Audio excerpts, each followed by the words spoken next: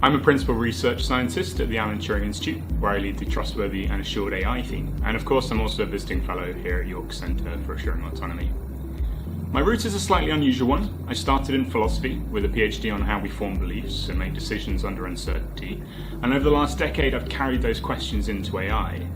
The thread running through all of it is trust, how we decide when it's reasonable to rely on a system whose reasoning we can't fully see.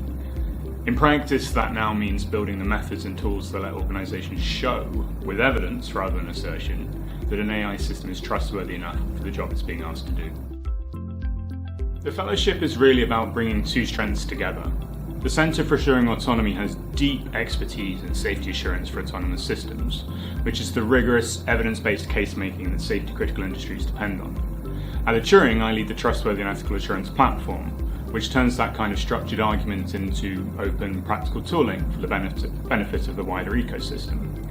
My focus in this fellowship is the harder edge of this, how you assure AI that is increasingly agentic, so systems that plan and act, sometimes in real time and sometimes in safety-critical settings. The aim is to make assurance something teams can actually do and reuse, not just write down once and forget about. I'd like to think it's changed the work enormously, and mostly for the better.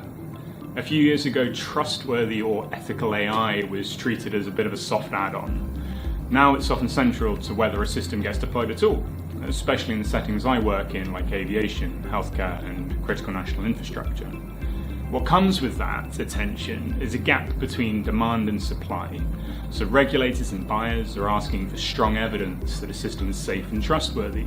And the honest position is that our methods for producing that evidence hasn't always kept pace with how fast the systems themselves are advancing.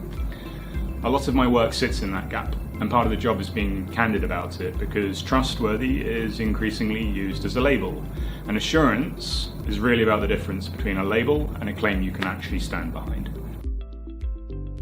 I think the biggest opportunity is to treat assurance not as a brake on innovation, but as the thing that lets you deploy advanced AI responsibly. It should be enabling, not restrictive.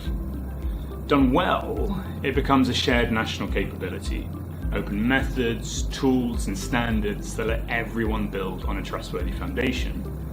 The biggest risk is the mirror image, that assurance lags behind capability, and trust becomes a marketing exercise rather than an evidenced one.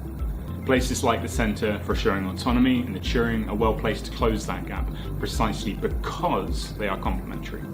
York brings the depth and discipline of safety case methodology, the Turing brings open tooling, convening power, and a route for research into practice. The fellowship is one way of joining those up, taking rigorous methods and making them usable at the scale the problem now demands.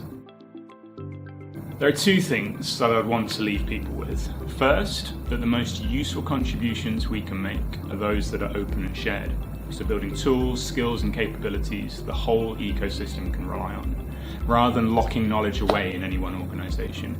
Second, that assurance isn't only a technical problem. Much of it is about people, human factors. Helping the human in the loop know when to trust the system, and just as importantly, when not to. That human side is too easy to overlook, and to my mind, it's where some of the most interesting work still is. Beyond that, I just thank the Centre for Assuring Autonomy. The fellowship has been a genuinely productive way to connect these communities, and that kind of coordination in this space is exactly what we need more of.